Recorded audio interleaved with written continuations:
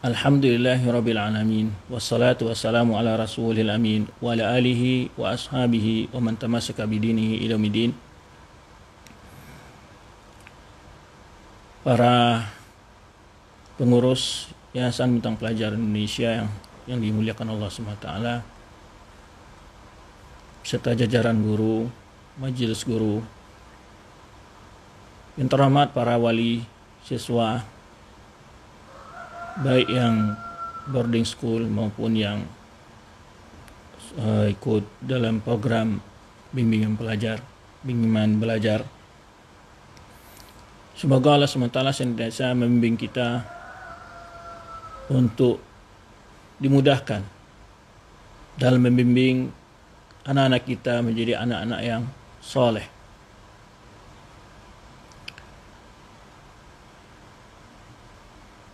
Tak lupa pula di awal majlis ini kita mengucapkan salawat dan salam buat Nabi kita Muhammad SAW. Kita mohon kepada Allah, semoga Allah Subhanahu wa taala senantiasa memberikan taufik dan inayah kepada kita untuk mendidik generasi muda kita, anak-anak kita, generasi yang kokoh dalam imannya, yang kuat dalam memegang teguh agamanya, serta dijaga oleh Allah Subhanahu wa taala dari segala bentuk pengaruh-pengaruh negatif yang akan merugikan mereka, baik pada diri mereka, masyarakat, bangsa, dan agama mereka.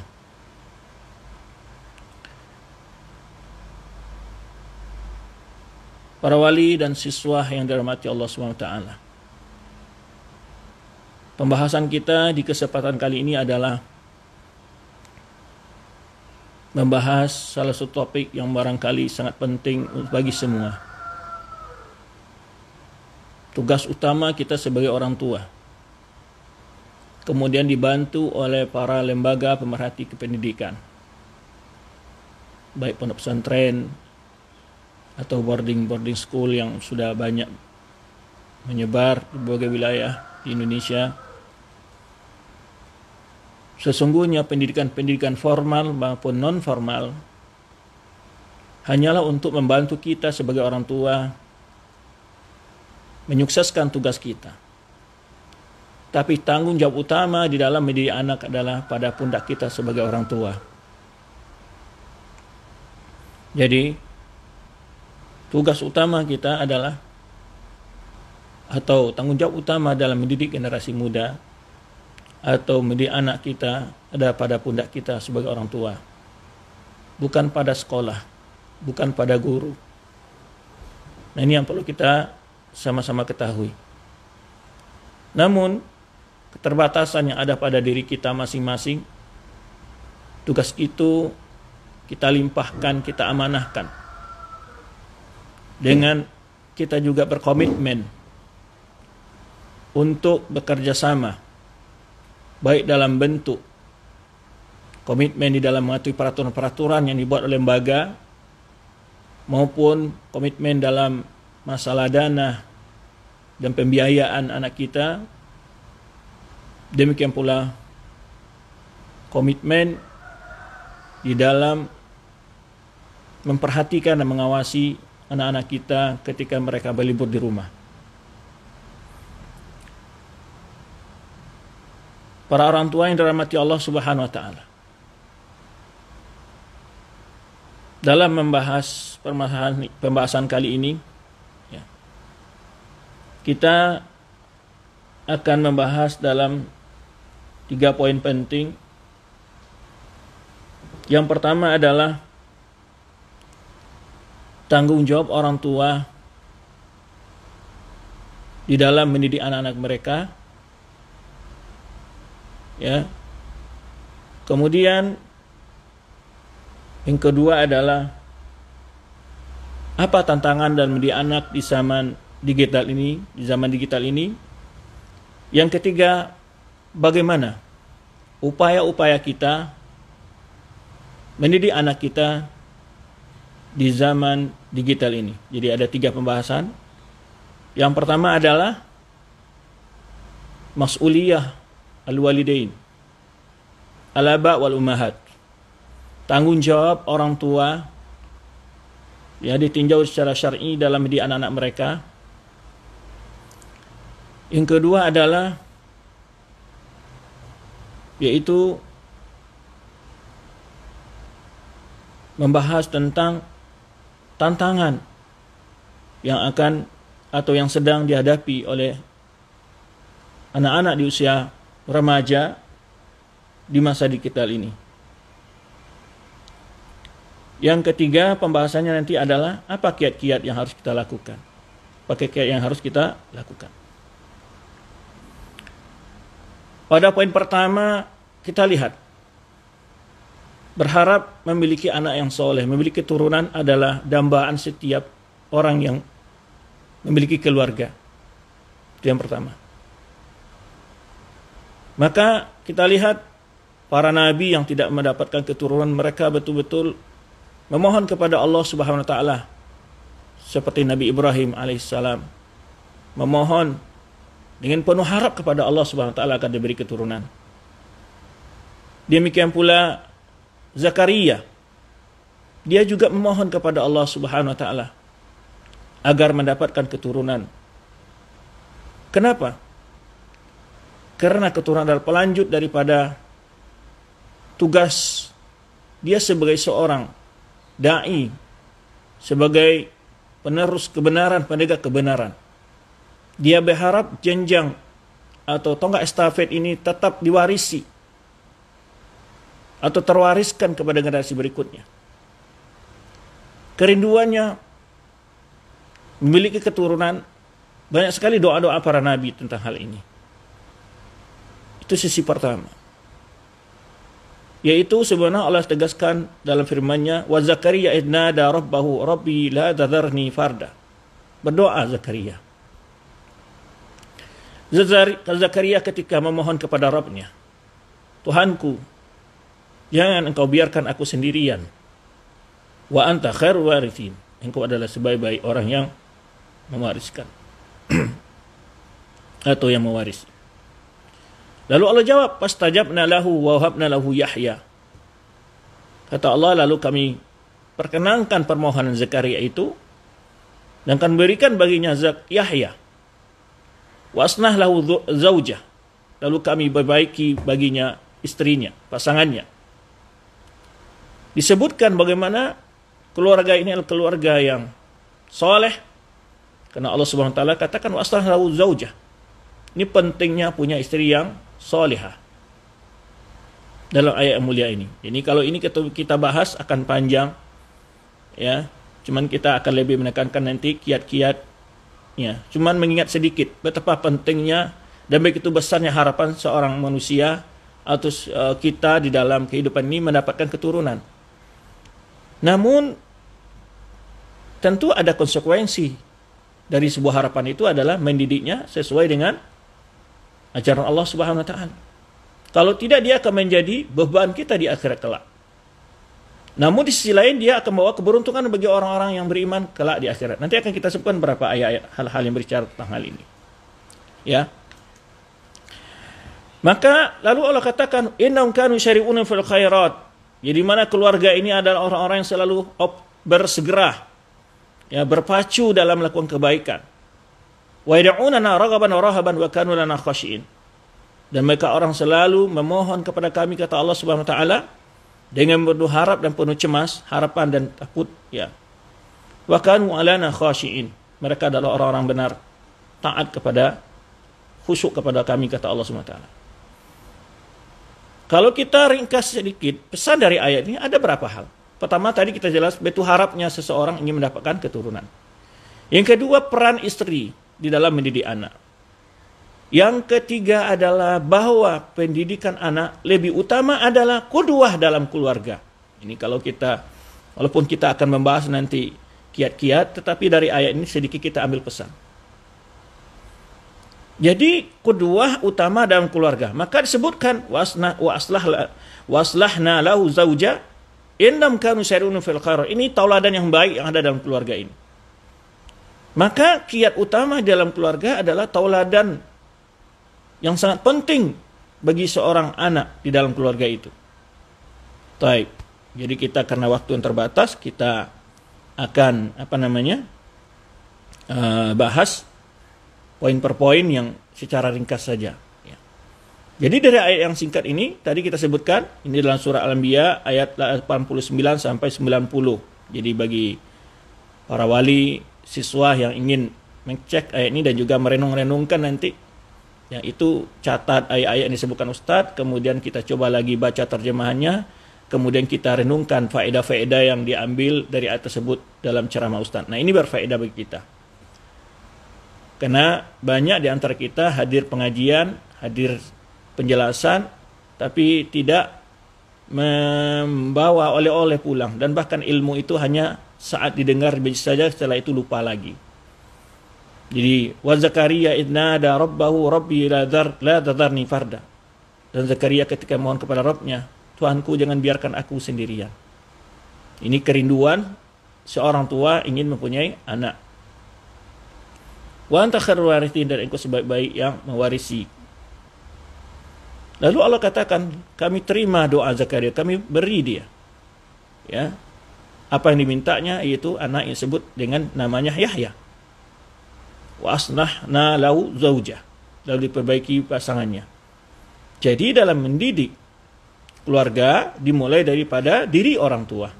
Itu ringkas dari ayat ini. Tapi sebetulnya ayat ini tadi saya bawakan ingin menunjukkan betapa rindunya orang ingin mempunyai anak yang keturunan. Ya. Juga firman Allah yang lain dalam surat Maryam umpamanya, begitu Allah menceritakan bagaimana kegundahan Zakaria ketika dia masih belum mendapatkan anak. Ini cuplikan saja. Ya, Nabi Ibrahim juga demikian. Ya, dalam kisah yang sudah kita ketahui bersama, bagaimana ketika dia masih belum dikurniai anak pada istri yang pertama, ya, Sarah, dan kemudian istrinya yang pertama memiliki budak perempuan namanya Hajar. Lalu karena keinginan berdua ingin punya anak, akhirnya istrinya Sarah menghadiahkan budak perempuan itu kepada Nabi Ibrahim alaihissalam. Setelah itu budak tersebut diberi keturunan karena dia sudah menjadi istri Nabi Ibrahim yang dimerdekakan. Jadi hamba saya yang merdeka menjadi istri Nabi Ibrahim, dan kemudian mendapat rezeki dari Allah, mempunyai anak yang pertama itu Ismail. Namun setelah itu Sarah juga diberi keturunan yaitu Ishak, Yakub, dan seterusnya. Taib. Tetapi kita lihat betapa Zakaria ini merindukan keturunan. Qala rabbi inni wahanal azmu minni. Ketika Zakaria ini berkata, "Hai Tuhanku, aku ini sudah tua sekali." Jadi maksudnya tulang sudah lemah. Ya, tulang sudah lemah, tulangku sudah lemah. Wasta'al ra'su syaibah. Kepala pun sudah beruban. Gitu. Jadi dia betul-betul mengadu kepada Allah dengan kondisinya yang sangat berharap. Walam akum bidu'aika rabbi syaqiyah. Tapi aku tidak akan pernah dalam memohon doa kepada engkau, memohon kepadamu wahai Tuhanku, akan rugi, tidak akan merugi dalam berdoa kepada Allah. Di sini juga ada faedah sebagai seorang yang mungkin belum diberi keturunan Allah SWT, tidak perlu cemaslah. Rahmat Allah itu luas. Jangan putus asa dari rahmat Allah. Coba lihat Nabi Zakaria saja sampai tua tetap saja berharap. Ya, jangan pula berkecil hati. Teruslah berdoa, teruslah berupaya. Jika Allah kehendaki akan diberi, ya. Maka aku mendoaika Rabbi syaqiyya. Saya tidak akan pernah kecewa dalam berdoa kepada wahai Tuhanku.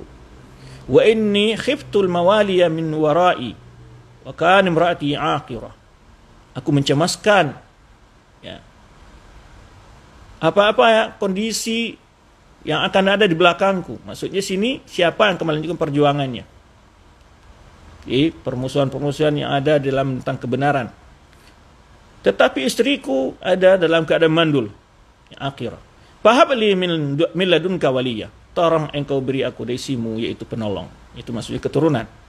Yarisuni warithu min ali Yaqub wa ja'alhu rabbi radiyya. Mohon ya yang mewarisiku dan mewarisi daripada keluarga Yakub, dan jadikanlah dia mendapat keredaanmu ya Allah. Ya. Kemudian setelah itu Allah katakan, ya Zakaria inna nubasyiruka bi gulamin ismuhu Yahya. Ini kisahnya. Wahai Zakaria, sungguhnya kami memberi kabar gembira kepadamu dengan seorang anak namanya Yahya lam naj'al lahu min qablu samiyya. Nama ini belum ada yang pernah memakainya sebelumnya. Ya. Qala rabbi anna yakunu li ghulamun wa kana imraati aqira. Lalu Zakaria pun agak kaget gitulah ya. Keheranan. Kok dalam usia yang sudah tua, istri juga sudah mandul ini? Qala rabbi, wahai Tuhanku, sungguhnya aku kemana mungkin aku ini punya anak, istriku saja mandul. Waqad balagtu minal kibri itiya, dan sedangkan usiaku pun juga sudah tua bangka. Tetapi inilah karunia Allah. Inilah bukti kemahakuasaan Allah Subhanahu wa taala. Yang menurut ilmu kedokteran, mungkin orang-orang yang sudah usia lanjut tidak bisa lagi mempunyai keturunan, tapi tidak ada yang mustahil bagi kemahakuasaan Allah Subhanahu wa taala. Qala kadzalika qala rabbuka. Qala kadzalika qala rabbuka huwa 'alayya hayyinun wa qad khalaqtuka min qablu wa lam takun syai'a. Allah jawab, demikianlah yang dikatakan oleh Rabbmu, dan itu kata Allah sangat mudah. Sebenarnya aku telah menciptakanmu sebelum dan engkau sebelum tidak ada sesuatu pun. Nah, tadi kita gambarkan begitu besarnya harapan seorang ingin memiliki keturunan. Baik. Namun setelah diberi keturunan, kita punya konsekuensi untuk mendidik anak-anak kita. Pertama, memiliki tanggung jawab. Ya. Karena keturunan yang ingin diinginkan adalah ingin mewarisi kebaikan-kebaikan yang ada pada keluarganya, agar tetap menjadi tauladan qudwah hasanah. Sebenarnya doa yang diajarkan Allah kepada kita, Rabbana hab lana min azwajina wa dzurriyyatina qurrata a'yun waj'alna lil muttaqina imama. Waj'alna lil muttaqina imama. Jadikanlah kami ini orang-orang yang menjadi tauladan bagi orang bertakwa. Nah, itu tujuan utama kita. Bukan mewarisi kekayaan tahta, tetapi adalah bagaimana dia menjadi orang yang menegakkan kebenaran, ya, berdoa kepada Allah Subhanahu wa taala. Nah, berikutnya kita lihat juga pesan-pesan Allah kepada orang tua. Ya, perintah Allah dalam mendidik anak. Kita semua sudah sering mendengar firman Allah dalam surah At-Tahrim ayat 6. Ya ayyuhalladzina amanu qu anfusakum wa ahlikum nara. Wahai orang beriman, jagalah keluargamu dan dirimu dari api neraka. Jadi menjaga keluarga dari api neraka bukan dibangunkan gedung, rumah gedung, ya, atau dibelikan baju anti api, bukan. Mantel yang anti api nggak kebakar, bukan begitu. Menjaga keluarga dari api neraka adalah dengan mendidik dengan ilmu agama. Maka kewajiban utama orang tua adalah mendidik anaknya dengan ilmu agama dan memotivasi anaknya untuk mengamalkan ilmu yang telah diajarkan. Ya. Tapi kalau kita lihat motivasi orang tua sekarang dalam mendidik anak adalah bagaimana supaya dapat kehidupan layak di dunia ini, menjadi pejabat, kaya raya, bekerja di tempat yang nyaman. Tetapi ya bagus, tetapi kita kok malah lebih besar memikirkan apa? Yaitu kebahagiaan duniawi anak kita, tapi lupa memberikan bekal untuk kebahagiaan ukhrawinya, di mana kehidupan di sana adalah kehidupan yang kekal. Maka pernah kita sampaikan dalam sebuah kajian, orang-orang tua tidak akan ditanya, kenapa kalian tidak sukses menjadikan anak kalian sebagai seorang dokter, seorang pejabat, orang berpangkat, polisi, tentara, apapun, jabatan menteri, atau menjadi profesor, doktor, sebagainya. Kenapa tidak? Tidak akan ditanya kita demikian.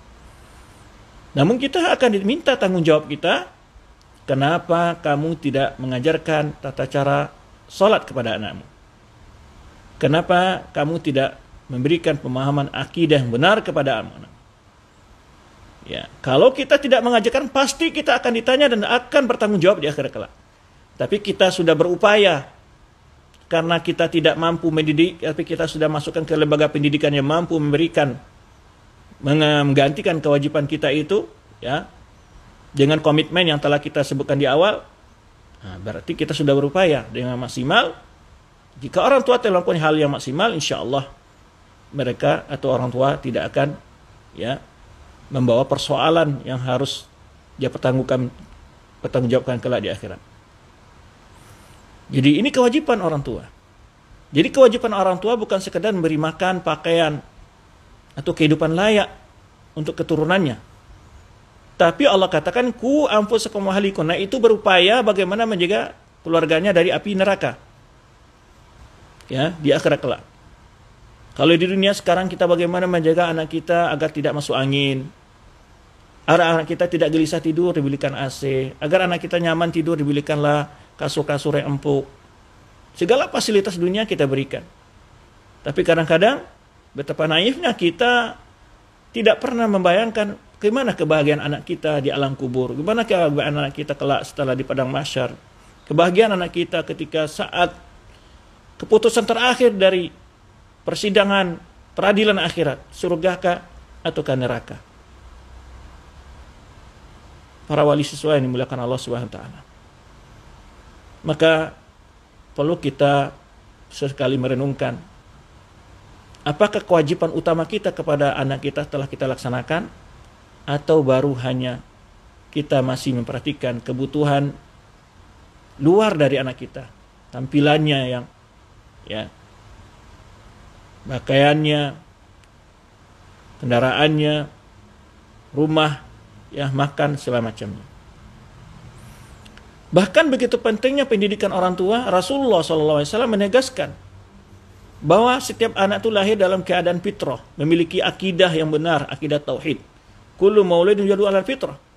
Fa abawahu yahwidani aw yunasirani aw yumajjisani. Maka yang membuat anak itu nanti rusak akidahnya adalah pengaruh didikan orang tua. Maka orang kedua orang tuanya yang membuat anak tadi beragama Yahudi atau Nasrani atau beragama Majusi.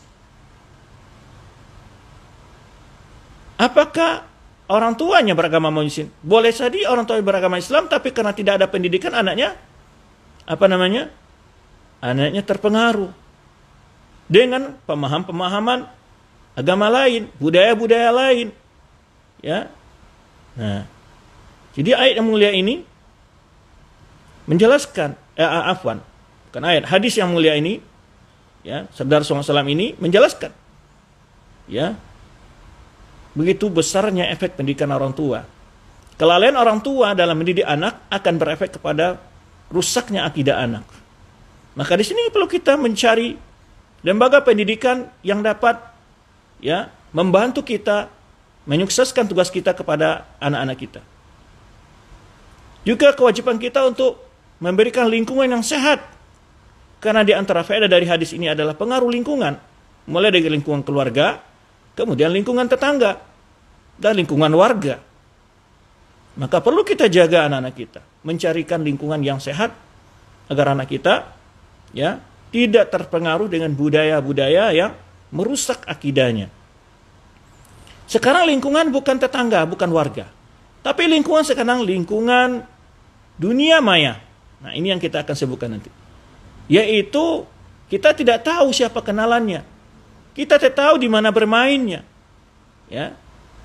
Kita tidak tahu apa yang sedang dia lihat, yang sedang dia tonton dan segala macamnya. Nah, ini menjelaskan kepada kita betapa beratnya tugas kita sebagai orang tua di masa era digital ini, di mana kita tidak bisa mengontrol yaitu lingkungan anak kita dengan apa yang ditontonnya, apa yang dilihatnya, apa yang dibacanya, dengan siapa berkomunikasi, siapa teman-teman dengan grup-grup yang dia ikuti, ya. Kita tidak tahu siapa, ya, yang mengakses akun-akun dia dan akun apa saja yang diikuti oleh anak kita. Kita tidak bisa, ya, kita tidak bisa tahu. Ini satu tantangan berat mendidik anak di era digital ini. Itu masalah lingkungan, ya. Kalau dahulu kita bisa, jika tidak mau anak kita keluyuran, kita bisa kunci pagar rumah, ya kan? Sekarang tidak. Selama masih ada sinyal, kemudian juga ada kuota, anak kita keluyuran kemana-mana. Bukan hanya di sekitar warga, tapi mungkin melalang buana ke benua lain. Ke benua lain, ke dunia lain sana. Ya. Di luar negeri kan, dia nggak tahu dunia mana yang dia lalui. Dalam waktu yang sangat singkat. Bahkan dalam waktu sama waktu bisa melalang buana dan berapa tempat dia. Bisa menyaksikan berbagai macam bentuk hal-hal yang kalau dahulu sebelum masa digital itu mungkin tidak bisa dilakukan. Nah, ini satu perkara yang saat ini mengkhawatirkan orang tua. Nah, ini sedikit dalil-dalil tentang kewajiban orang tua mendidik anak. Kemudian firman sabda Rasulullah lagi yang lain menyebutkan, "Kullukum ra'in wa kullukum mas'ulun an ra'iyatihi." Setiap kalian adalah pemimpin dan masing-masing akan diminta tanggung jawab tentang kepemimpinannya. Al-imam ra'in wa mas'ulun an ra'iyatihi. Seorang presiden atau khalifah adalah pemimpin dan dia akan bertanggung jawab terhadap kepemimpinannya. Warjul ra'in fi ahlihi. Seorang laki-laki bertanggung jawab dalam keluarganya, adalah pemimpin dalam keluarganya. Wa mas'ulun an ra'iyati, dan akan diminta pertanggungjawabannya tentang kepemimpinannya dalam keluarganya. Wal mar'atu ra'iyatun fi baiti zawjiha. Seorang istri, seorang ibu, seorang wanita adalah pemimpin dalam keluarga suaminya. Ya. Dan dalam lafaz lain bertambah waladihi wa waladihi, dalam anak-anaknya. Wa mas'ulatun an ra'iyatiha, dan juga dia akan diminta pertanggungjawaban terhadap tanggung jawab seorang istri dalam kepemimpinan keluarganya. Wal khadimu, ya, pembantu juga pemimpin di dalam menjaga harta majikannya, dan juga akan diminta pertanggungjawaban tentang kepemimpinannya. Hadis ini muttafaqun alaih, ya. Kemudian, ya, ini betapa tadi kita harapkan, besarnya harapan orang ingin memiliki anak, kemudian beratnya tanggung jawab mendidik anak, tanggung jawab kita akan bertanggung jawab besar di hadapan Allah Subhanahu wa taala.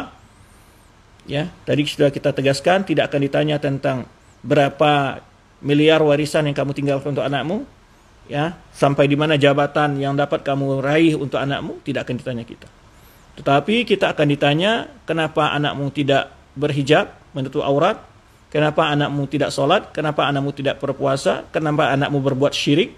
Kita akan bertanggung jawab di hadapan Allah Subhanahu wa ta'ala. Taib. Kemudian,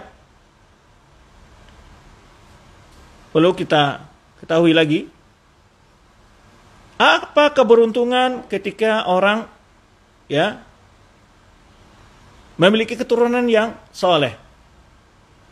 Memiliki keturunan yang soleh. Apaan supaya tidak gelap, matikan lampunya karena ada cahaya di belakang. Lampu ada di sana, ada matahari, jadi terang. Ini matikan. Berkurangnya. Coba putar dikit dulu. Cahaya. Taib. Ya, kita lanjutkan.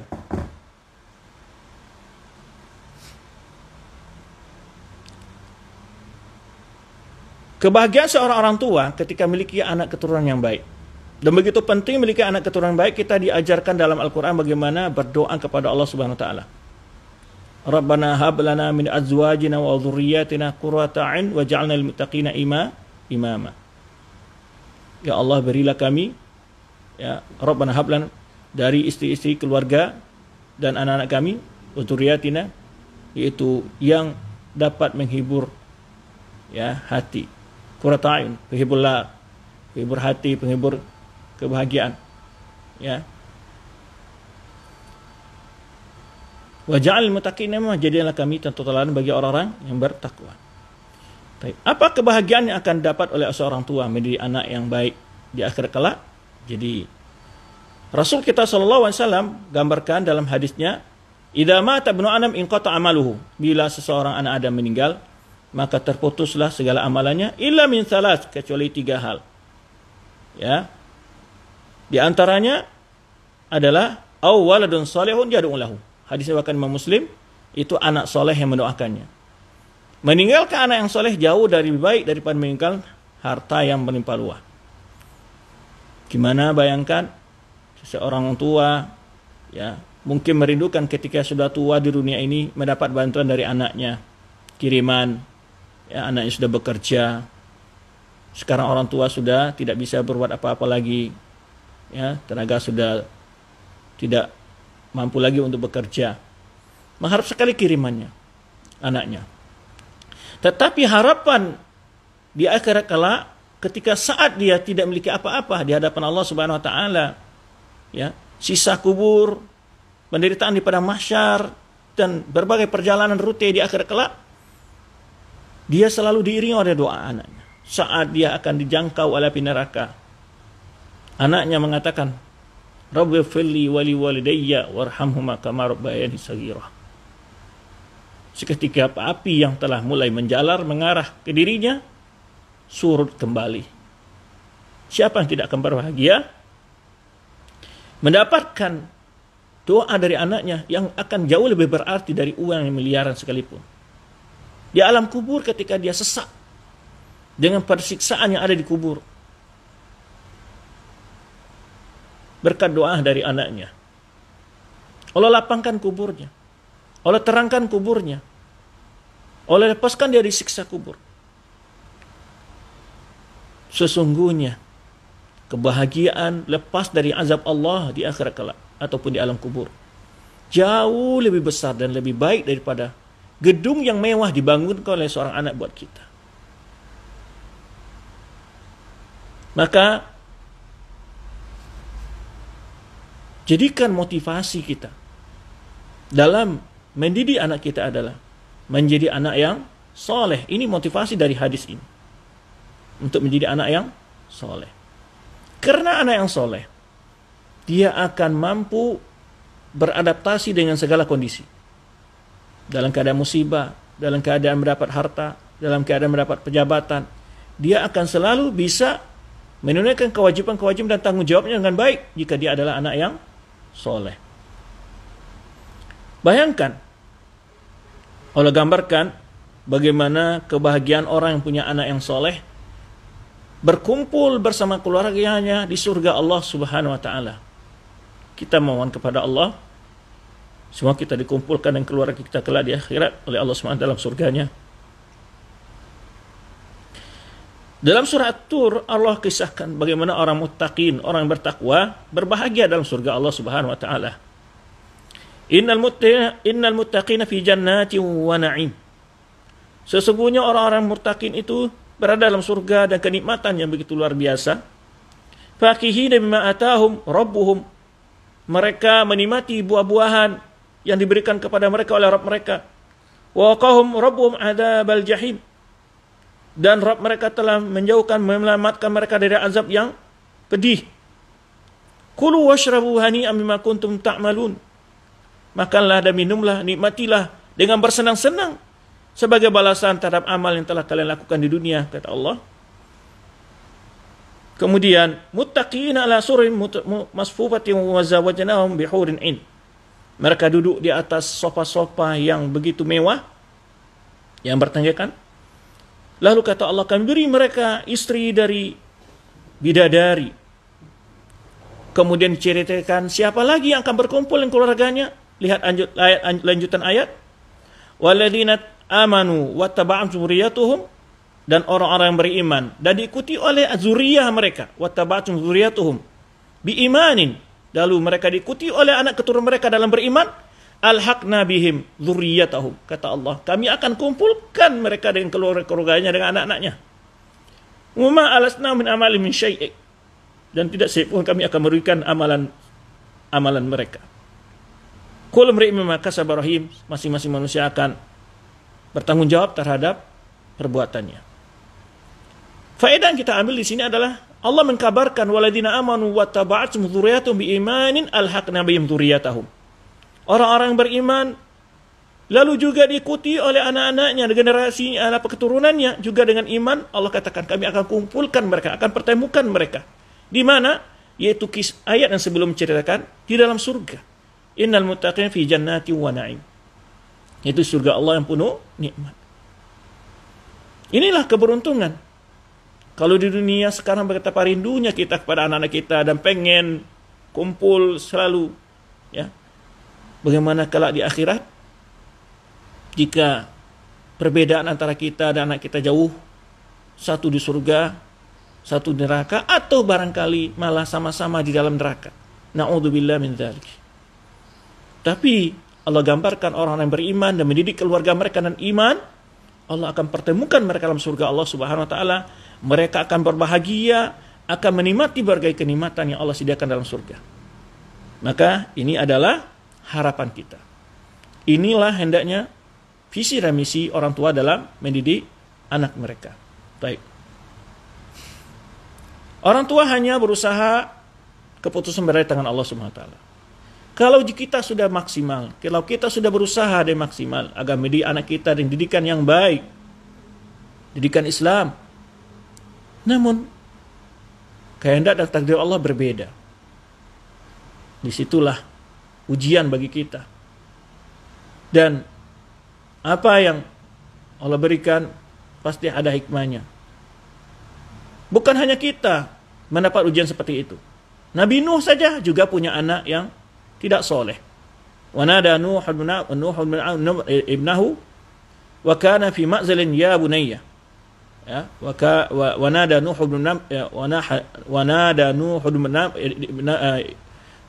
Nuh ibnahu, ya, Nuh memanggil anaknya wa kana fi ma'zalin, dan dia berada di bawah gelombang ketika telah banjir bandang, banjir besar yang terjadi di kaum Nabi Nuh, jauh dari mana Nabi Nuh. Ya bunayya irkab ma'ana, wahai anakku mari, ya, naik ke dalam kapal ini bersama kami. Wala takun ma'al kafirin, jangan kamu bersama orang-orang yang kafir. Maka orang tua hanya bisa berusaha maksimal, keputusan tetap berada di tangan Allah Subhanahu wa taala. Baik. Kemudian kita akan mencoba melihat apa tantangan dalam mendidik anak di era digital. Sungguh tantangan di era digital ini, tadi sudah kita gambarkan, anak kita sangat sulit untuk diawasi. Karena dia bermain bukan lagi di dunia nyata, tapi di dunia maya. Dunia yang penuh dengan segala pernak-perniknya dan godaan-godaan. Ya, di sana ada dunia yang berbau dengan syubhat, di sana juga ada dunia yang berbau dengan syahwat. Jika kita lihat syahwat, na'udzubillah summa na'udzubillah. Mulai dari pakaian-pakaian, tampilan aurat, tontonan-tontonan, dan segala macam bentuk kerusakan moral. Ya, bahkan peredaran prostitusi, kemudian obat terlarang, dan segala macam bentuk. Ya, sungguh luar biasa sekali terjadi. Ya. Ini bentuk tantangan di era digital ini. Jadi, kita orang tua harus tahu apa tantangan dalam mendidik anak di era digital ini. Kita melihat anak-anak kita kadang-kadang tidak memiliki kesabaran, maunya serba instan. Nah, itu juga di era digital ini serba instan. Belanja dari internet, atau semuanya sekarang sudah serba maya. Kalau di dunia nyata mereka serba instan, maunya makan makanan yang cepat saji. Nah, kalau lapar tinggal GoFood, beli tiket tidak perlu antri, tinggal di Gotik, ya. Boleh kita menggunakan fitur tersebut ketika benar-benar ini suatu nasihat. Kemudian apa saja kebutuhan sekarang. Namun di samping ada lembah hitam di dunia maya, tidak sedikit pula ada lembah-lembah cahaya di sana. Ada akun-akun yang menyampaikan ilmu, ada akun-akun yang menyampaikan nasihat, kajian, ya, pendidikan agama, ya, disampaikan oleh para alim, para ustaz-ustaz yang kompeten dalam ilmunya. Nah, maka kita mengarahkan anak kita di sini.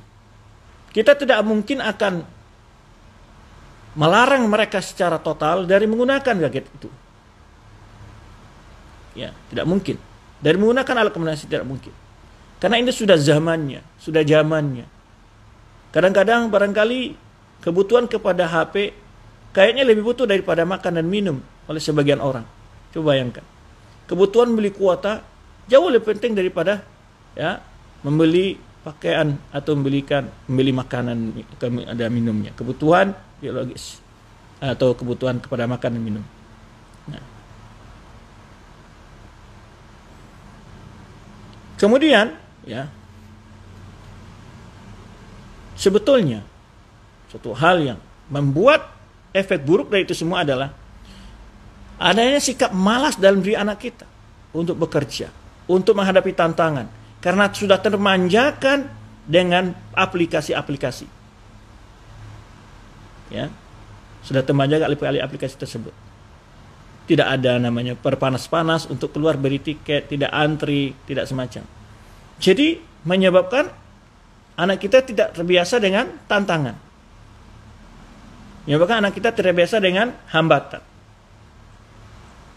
Ini satu efek buruk juga lahir dari pendidikan digital ini, ya, atau gadget ini, atau dunia, ya, informasi saat ini.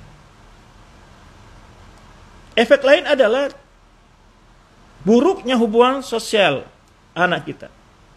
Bahkan dengan orang tuanya sendiri buruk sekali hubungan sosial. Kita lihat sekarang di rumah tangga, anak sibuk dengan HP-nya, ibu sayang HP-nya, bapak sibuk dengan HP-nya, masing-masing sudah dengan dunianya sendiri. Walaupun barangkali duduk bareng di ruang keluarga, tapi masing-masing tetap sibuk dengan menjawab apa? Menjawab balas WA dari temannya dan grupnya, apanya, ya. Ini efek yang sangat nyata di dunia sekarang ini. Betapa kalau sudah buruk sosial begini, akan berefek kepada yang lainnya. Kepedulian sosialnya lemah. Maka kadang-kadang kita lihat, jangankan anak, ya, orang tua saja, anaknya jatuh ke got kadang-kadang malah disorting. Bayangkan, efek sosialnya buruk sekali. Tidak kepedulian. Malah yang semestinya harus ditolong, yang lebih penting dulu ada disorting. Ada orang jatuh, ya nyebut nyoting, bukan menolong orang yang jatuh itu. Ini bentuk betapa rusaknya pola berpikir dan adab sosial kita. Ya. Apalagi model komunikasi yang tidak terbiasa, ya, bahkan para pejabat kita juga dalam berkomunikasi, kadang-kali efek dari gadget ini, ya, dunia digital ini, berkomunikasinya sekarang sudah tidak lagi menyejukkan. Nah, ini membawa efek buruk di dalam kehidupan sosial kita yang perlu kita waspadai. Jadi itu adalah efek daripada aplikasi-aplikasi, segala layanan internet, banyak sekali efeknya, terutama dalam hubungan sosial antar anak dengan orang tua, antar orang tua dengan anak, mertua dengan anak, istri dengan suami, tetangga dengan tetangga, guru dengan murid, dan seterusnya. Karena tidak ada lagi komunikasi langsung. Ya. Dan tidak sedikit pula dengan koneksi begitu menyebabkan salah paham. Baik. Maka kita lihat anak-anak mudah gampang menyerah, tidak tangguh, ya. Kemudian dalam pergaulan di dunia maya, jika dia tidak suka dengan seorang, langsung blok nomornya. Ini bentuk akhlak-akhlak, ya, di blok. Ya. Ketika tidak sependapat dengan langsung dalam grup, ya, unfollow. Kemudian ada masalah di sekolah, di kampus, langsung minta pindah. Akibatnya karakter yang terbangun, ya, kalau ada masalah, kabur aja. Ini mental yang lahir daripada anak-anak yang sibuk di dunia digital. Bahkan bukan hanya anak-anak, bahkan para pejabat publik sekarang ini model begitu. Ya, terbiasa dengan bergaul dunia maya seperti itu. Tidak senang, kabur. Maka di dunia maya betapa banyak penipuan-penipuan, nggak jelas grupnya apa, siapa, kiriman, banyak akun palsu, banyak tipuan. Dunia yang sangat penuh dengan serba-serbinya. Nah, kalau anak kita tidak punya modal iman, tidak punya modal agama, ada sifat jujur, ada sifat amanah, ya, sifat takut kepada Allah SWT, ini yang kalau tidak dimiliki, maka akan semakin hancurlah anak kita. Semakin hancurlah akhlak mereka, hancurlah akidahnya. Ya. Nah, ini efeknya. Jadi seakan-akan kesimpulannya kalau ada masalah, ya, kabur aja. Gitu banyak sifatnya begitu. Manja, ya, atau kata orang cemen lah, ya. Nampaknya nanti akan berpengaruh kepada pekerjaan hingga pernikahan. Nah, ini juga berpengaruh. Dalam hal pernikahan gampang jatuh cinta tapi tidak bisa membangun cinta. Ini dalam bahasa anak-anak muda-mudi, ya kan. Dia akan cepat. Pokok permasalahan diselesaikan dengan cara-cara yang instan semua. Tidak memikirkan efek negatif dan positifnya. Nah, ini. Ya. Oleh sebab itu kita perlu mendidik anak kita, anak yang bertanggung jawab, yang siap dengan tantangan. Nah, salah satu efek dari dunia digital ini membuat anak tidak bertanggung jawab dan mudah menyerah, ya, dan suka tidak bertanggung jawab. Nah, apalagi bila kita melihat dunia-dunia pergaulan dunia maya, adanya lesbian, homo, adanya atau dunia-dunia yang penuh dengan segala bentuk kerusakan. Maka di sini orang tua perlu pengawasan penting. Ya. Tadi sudah digambarkan sedikit di mukadimah, ya, di mana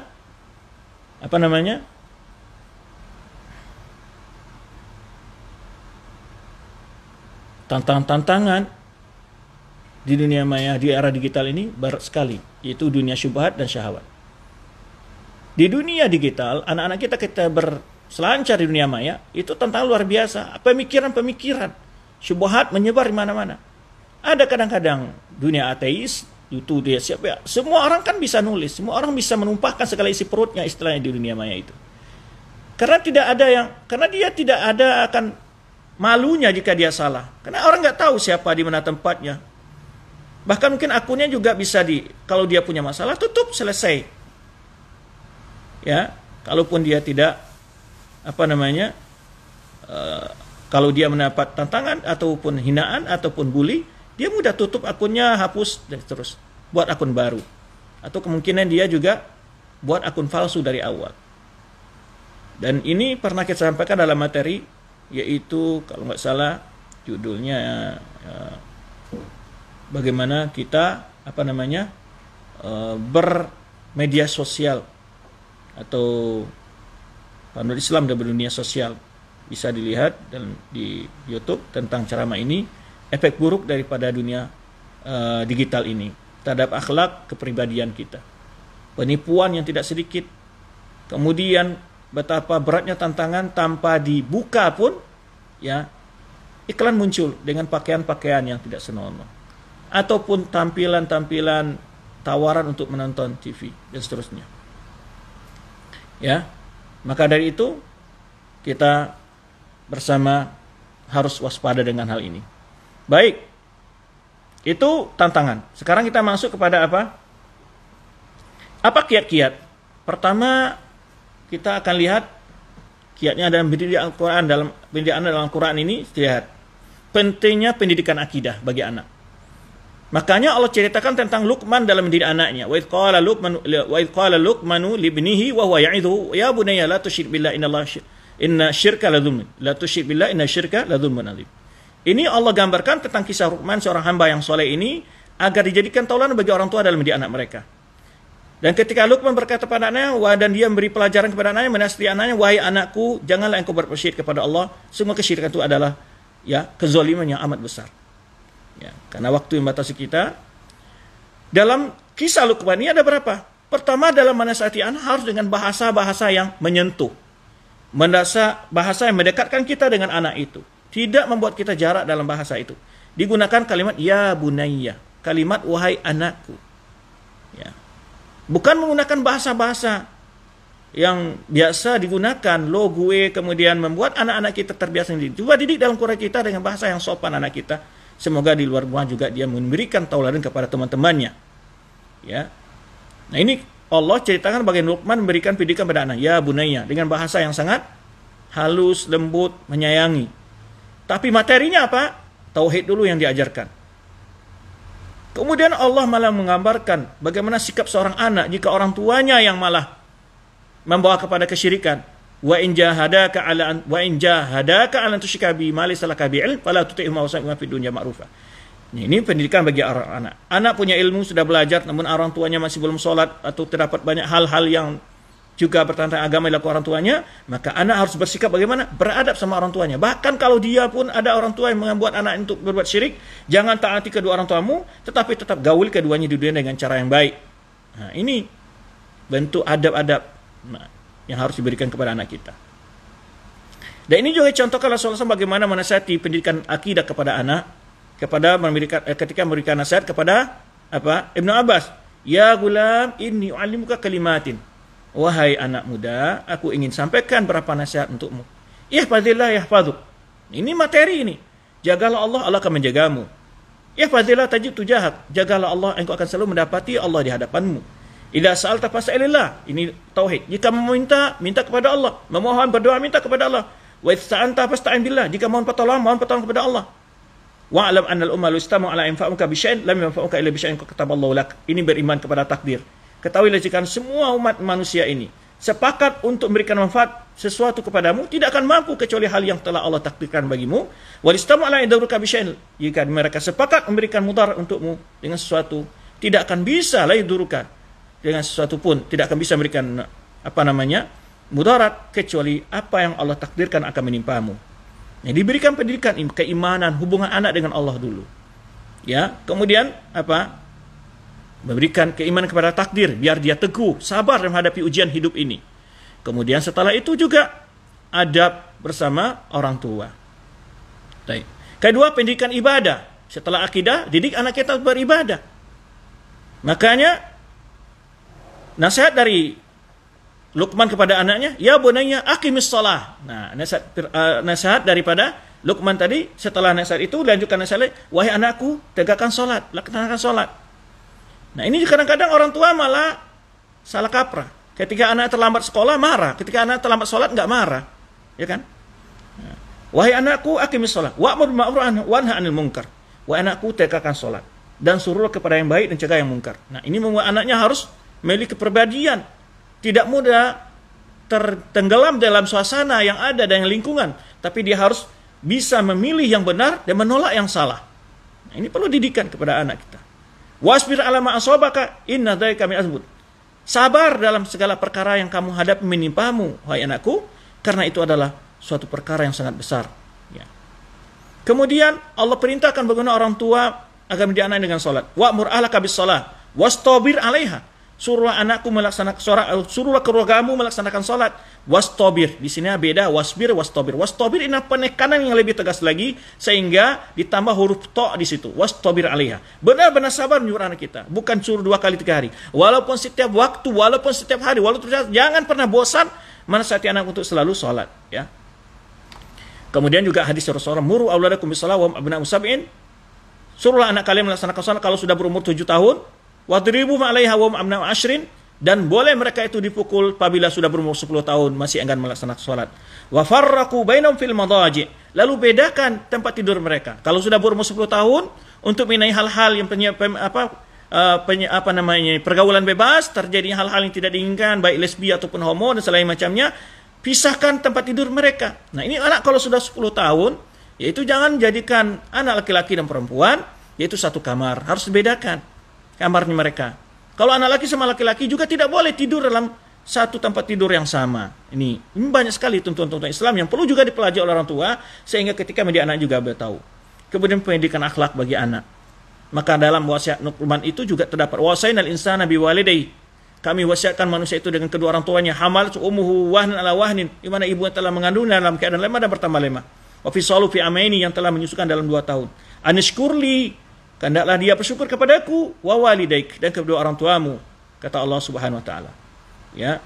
Banyak sekali ayat agar bagaimana anak berakhlak, terutama akhlak kepada orang tua, akhlak kepada sesama dalam keluarganya, kepada tetangga, yang menyebut tidak sedikit hadis-hadis yang menjelaskan tentang masalah ini.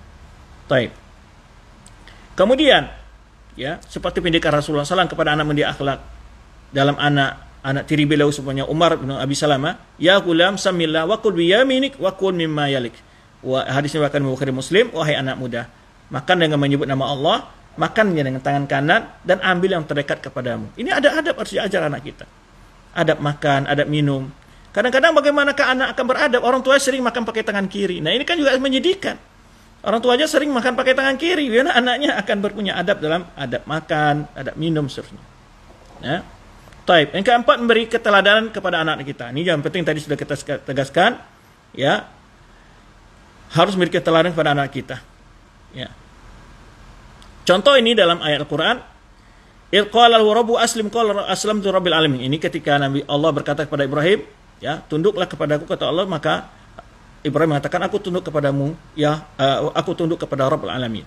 Wasa biha Ibrahimu, dan Ibrahim pun berikan wasiat anak-anaknya. Wasa biha Ibrahim bani wa Yaqub, dan juga Yaqub, ya bunayya innallaha astafa lakum ad-dina, sungguh Allah telah memilihkan agama kalian, fala tamutunna illa wa antum muslimun, jangan kalian meninggal kecuali muslim. Ini nasihat daripada Nabi Ibrahim dan Nabi Yaqub.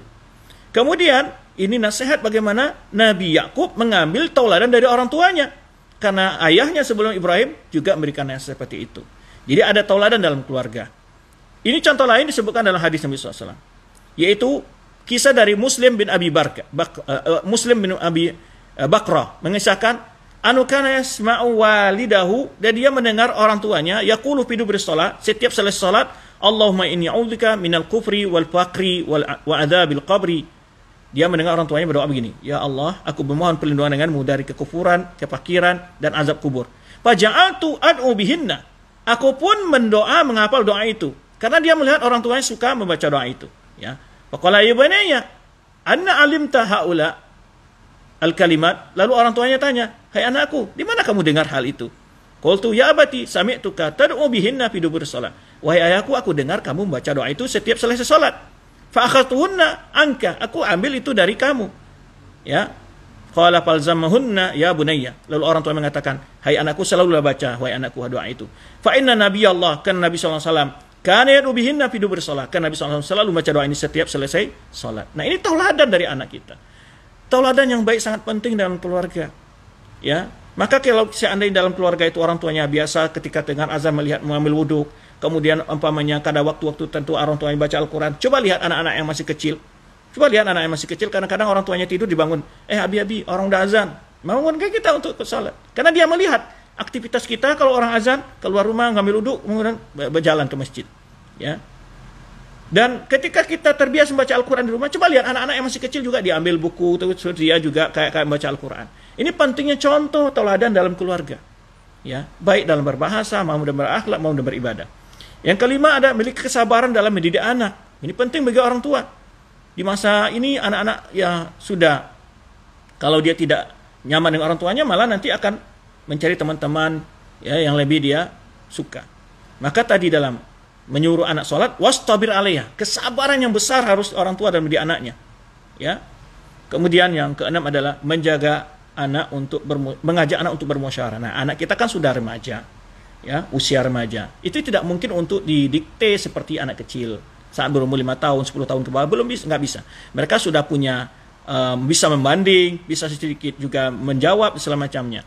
Maka lihat Nabi Ibrahim ketika melihat dalam mimpi ya, perintah Allah untuk menyembelih anaknya Ismail, dia tidak mengatakan, "Wahai anakku, ini sudah keputusan Allah, ini ajar agama, tidak bisa ditawar-tawar." Tidak begitu. Coba lihat. Nabi Ibrahim tetap mendengarkan pendapat anaknya. Falamma balagha ma'ahu sa'ya. Ketika anak Ismail itu sudah menjadi remaja. Qala ya bunayya. Ibrahim berkata kepada anaknya, "Inni ara fil manami." Aku melihat dalam mimpi, anni adbahuk. Aku melihat menyembelihmu. Fanzur madza tara. Hai anakku, bagaimana pendapatmu? Nah, itu. Dia lihat ujung ayat, fanzur madza tara. Hai anakku, bagaimana pendapatmu kalau begitu? Jadi dia, anaknya sudah remaja ini. Perjuangan Ibrahim yang mendapatkan anak tadi sudah kita sebut sedikit. Kemudian kala Ibrahim, anaknya sudah lagi sedang melihat anaknya yang bisa membantunya. Tetapi ketika itu ada ujian dari Allah SWT, melihat dia menyembelih, dibentuk untuk menyembelih anaknya. Tapi dia tidak paksa anaknya selain mengatakan ini sudah perintah Allah, kamu mau atau tidak mau tetap akan saya lakukan. Tidak demikian. Tapi dikatakan, fanzur madza tara. Wahai anakku, tolong kamu pikirkan bagaimana pendapatmu. Ini adab dalam musyawarah, anak kita diajak bermusyawarah kalau dia sudah mulai menginjak remaja. Ya. Kemudian yang ketujuh, menghargai anak-anak. Ini penting bagi orang tua, hargai anak-anak kita. Ya. Coba lihat di sini suatu kisah Nabi sallallahu alaihi wasallam diriwayatkan oleh Sahal bin Sa'ad radhiyallahu anhu, kata kemudian disebutkan ini, utiya Nabi sallallahu alaihi wasallam biqadahin. Nabi sallallahu alaihi wasallam ketika dia berada dekat Nabi sallallahu alaihi wasallam di rumah Nabi sallallahu alaihi wasallam dibawa minum, qadah, tuangan air minuman gitu. Fasyara bin falu, dia Nabi minum. Wa yabihi gulamun asghar alqaum wal asya'an yasari. Di sebelah kanan ada anak-anak kecil lah yang masih belasan tahun. Kemudian sebelah kanan ada orang yang lebih dewasa sebelah kirinya. Kemudian Rasulullah SAW, karena adab yang harusnya adalah dimulai dari sebelah kanan, Rasulullah SAW ingin minta izin kepada anak yang sebelah kanan ini. Karena dia anak kecil, di sebelahnya ada orang tua, juga tidak enak kalau anak kecil dulu didulukan atas orang tua. Tapi hak yang benarnya adalah anak kecil dulu karena dia sebelah kanan. Apa kata Rasulullah SAW? Berkata kepada anak kecil, "Ya gulam, ata'dzan li an utihi al-asya?" Kata Rasulullah setelah dia Rasul minum, "Wahai anak muda, bolehkah aku minta izin kepadamu yang ini aku berikan hal ini, aku berikan sisa minuman ini kepada yang lebih tua. Ya, tapi anak muda tadi, anak kecil ini mengatakan, ma kunti li'uthir bi fadlika mink. Ya, tidak akan mungkin aku akan berikan keutamaan yang darimu kepada selain seorang pun, selain kepada seorang siapapun ya Rasulullah. Maka Rasulullah memberikannya. Jadi kalau haknya ada anak kecil sebelah kanan, Rasulullah tidak, wah anak kecil nggak peduli, enggak. Harus anak-anak itu dihargai. Nah coba. Ya, yang kedelapan adalah mendidik anak dengan penuh kasih sayang dan lemah lembut. Nah ini, coba lihat tadi nasihat Luqman, ya, supaya waktu tidak mengejar kita ini. Luqman, ya bunayya. Ya bunayya inna intakum mithqala habbatin dika ya bunayya. Bahasa yang sangat lembut. Rasulullah ketika berkata kepada Ibn Abbas, ya gulam. Ya. Kemudian Nabi Ibrahim ketika berkata kepada anaknya, ya bunayya inni ara fil manami, ya bunayya. Bahasa-bahasa yang sangat sayang sekali. Ya. Dan Rasul kita selalu menyebutkan, innahu man la yarham la yurham. Orang yang tidak suka mengasihi, dia juga tidak dikasihi Allah Subhanahu wa taala. Ya. Maka oleh sebab itu Rasulullah juga berkata kepada Anas, ya bunayya, bahasa-bahasa yang begitu indah dan lembut supaya anak-anak kita terbiasa dengan bahasa yang sangat baik dalam bergaul dan berkomunikasi. Yang ke-9, mendoakan anak kita. Nah, jangan lupa mendoakan anak kita. Rasul sudah menyebutkan doa yang paling mustajab itu doa orang tua kepada anaknya. Ya, tadi sudah kita contohkan, ya, cuplikan dalam firman Allah Subhanahu wa taala memberikan doa untuk anaknya. Allah Subhanahu wa taala memberikan doa, mengajarkan kita mendoakan anak-anak kita. Rabbana hab lana min azwajina wa dzurriyyatina qurrata a'yun waj'alna lil muttaqina imama, surat Fuqara 74, di mana Allah mengajarkan kita untuk memohon kepadanya bagaimana mendoakan anak-anak kita. Kemudian juga Nabi Ibrahim berdoa kepada Allah Subhanahu wa taala, ya. Ketika Nabi Ibrahim pertama wa idza batal Ibrahim rabbuka bi kalimatin fa'tammahunna qala inni ja'iluka lin-nasi qala wa min dzurriyyati, dan juga anak-anakku ya Allah, ya. Ketika Allah menguji Nabi Ibrahim dengan beberapa kalimat, lalu Ibrahim menyempurnakannya. Kalau Allah berkata, sungguh engkau menjadikan engkau sebagai imam bagi manusia, wahai Ibrahim. Wa min dzurriyyati, dan juga anakku, wahai Allah. Dan juga Rasulullah SAW menyebutkan dalam hadisnya, salasu da'awatin mustajabatun. Ada 3 doa yang sangat makbul. La syakka fihinna, yang tidak ragu lagi. Da'watul walid, doa orang tua untuk anaknya. Wa da'watul musafir, orang yang musafir. Da'watul mazlum, doa yang dizalimi, orang yang dizalimi. Hadis riwayat Abu Dawud, Ibnu Majah, dan dihasankan oleh Syekh Al-Albani. Yang ke-10 adalah yaitu jangan sesekali mendoakan anak hal-hal yang buruk, hal-hal yang jelek. Jangan pernah. Ya, kesal kita kepada anak kita, jangan pernah doakan untuk hal yang jelek. Ya, semua kamu tabrak mobil karena orang tua kesal sama anak mendoakan hal-hal yang buruk. Semua kamu dihancurkan Allah, semua kamu tidak boleh sama sekali mendoakan hal yang jelek untuk anak-anak kita. Ya. Karena itu Rasulullah SAW menyebutkan, la tad'u ala anfusikum wa la tad'u ala auladikum. Jangan kalian mendoakan keburukan untuk diri kalian dan juga tidak untuk anak-anak kalian. Wa la tad'u ala khadamikum, dan juga pembantu enggak boleh didoakan hal yang buruk. Wa la tad'u ala amwalikum, dan juga harta kita enggak boleh. Ya. La tuwafiqu minallahi tabaraka wa ta'ala sa'ata nailin fiha ata'un faistajiba lakum.